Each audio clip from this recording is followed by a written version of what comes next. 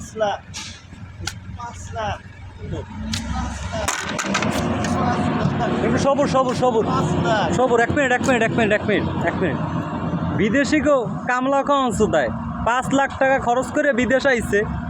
এই যে একটা সাধারণ জুতা, এই হাতে একটা বলক, এই এটা এই জুতা পাই দিয়ে সারাদিন থাকা লাগে। হাতে হ্যান্ড গ্লোভস, এই মাথায় এই হেলমেট, হ্যাঁ, এরপর চোখে এই চশমা, এরপরে সারাদিন এই বেলসা মারা, এই বিদেশ কামলা।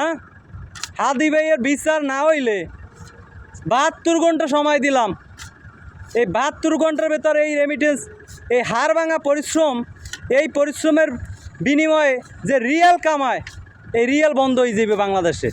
কি ভাই, হাদিবের বিচার না হলে কি টাকা বাংলাদেশে পাঠাবেন? না না পাঠাবে না ভাই, কেউই টাকা পাঠাবে না। এরকমের পরিশ্রম করা এই বিদেশের অর্জন। প্রয়োজনে ফ্যামিলিতে দুর্ভিক্ষ লেগে যাবে, তাও দেশের দুর্ভিক্ষ লাগিয়ে ছাড়বো ইনশাল্লাহ।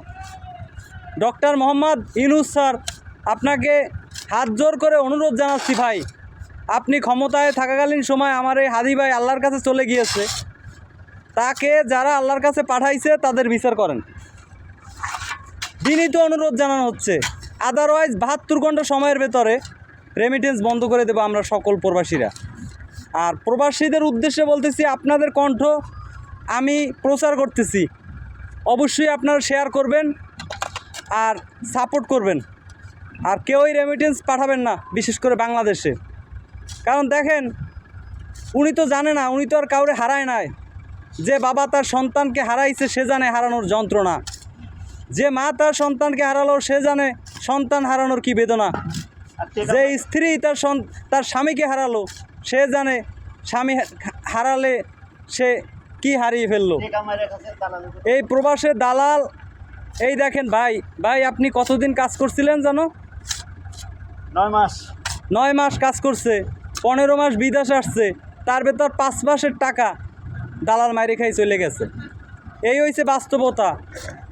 এত বাস্তব জীবনে এত জার্নি, এত হতাশা, এত ক্লান্তি, এত পরিশ্রমের বিনিময়ে টাকা অর্জন করে আমি দেশে পাঠাচ্ছি, আর তোমরা চেয়ার নিয়ে টানাটানি করতেছো। কে কীভাবে খাবা?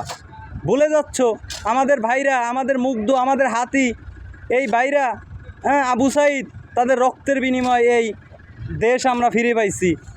সেই দেশের খুনির বিচার করা হয় না, হ্যাঁ, মগের মুল্লুক নাকি? যাই হোক ভাইরা, আপনারা বেশি বেশি ভিডিওটি শেয়ার করবেন। আল্লাহ হাফেজ।